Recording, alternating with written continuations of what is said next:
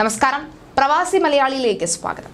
താമസം, ജോലി, അതിർത്തി സുരക്ഷ ഇവയിലൊക്കെ തന്നെ നിയമലംഘകരായിട്ടുള്ള 17,389 വിദേശികളെ ഒരാഴ്ചക്കിടെ സൗദി ആഭ്യന്തര മന്ത്രാലയം അറസ്റ്റ് ചെയ്തിരിക്കുകയാണ്.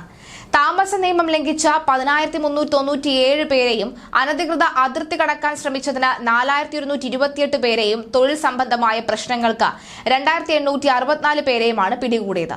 അനധികൃതമായി രാജ്യത്തേക്ക് പ്രവേശിക്കാൻ ശ്രമിച്ചതിന് അറസ്റ്റിലായ 1,483 പേരിൽ 56% ഇത്യോപ്യക്കാരും 41% യമനികളും 3% മറ്റ് രാജ്യക്കാരുമാണ്. അയൽ രാജ്യങ്ങളിലേക്ക് കടക്കാൻ ശ്രമിച്ച 104 പേരെ പിടികൂടി. നിയമലംഘകർക്ക് താമസം, ഗതാഗത സൗകര്യവും ഒരുക്കി 15 പേരെ കസ്റ്റഡിയിലേക്ക് എടുക്കുകയും ചെയ്തു. രാജ്യത്തിലേക്കുള്ള അനധികൃത പ്രവേശനം സുഗമമാക്കുന്ന ആർക്കും പരമാവധി 15 വർഷം വരെ തടവും 10 ലക്ഷം റിയാൽ വരെ പിഴയും ലഭിക്കുമെന്നാണ് മന്ത്രാലയം അറിയിച്ചത്.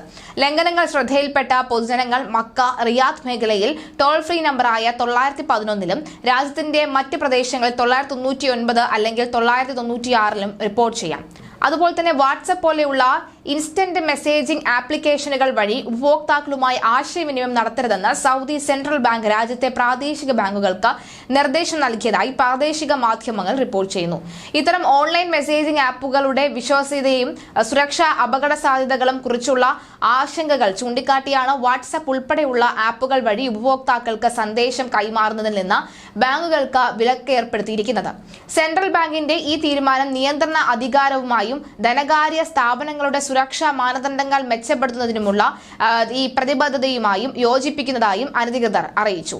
വ്യക്തിഗത ഡാറ്റ സംരക്ഷണ ആവശ്യകതകൾ പാലിക്കുന്നുണ്ട് എന്ന് ഉറപ്പാക്കുന്നതിനൊപ്പം ഇൻ ആപ്പ് ലൈവ് ചാറ്റ് അല്ലെങ്കിൽ ചാറ്റ് ബോർഡ് സേവനങ്ങൾ പോലെയുള്ള സുരക്ഷിതമായ ബദലുകൾ സ്വീകരിക്കാൻ ബാങ്കുകളോട് സൗദി സെൻട്രൽ ബാങ്ക് അഭ്യർത്ഥിച്ചു.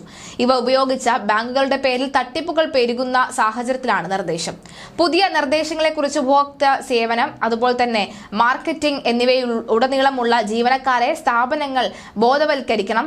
ഉപഭോക്തൃ അക്കൗണ്ടുകളിൽ നിന്ന് അംഗീകൃതമല്ലാത്ത കഴിവുകളും ഡിസ്കൗണ്ടുകളും സൗദി സെൻട്രൽ ബാങ്ക് നിരോധിച്ചിട്ടുണ്ട്.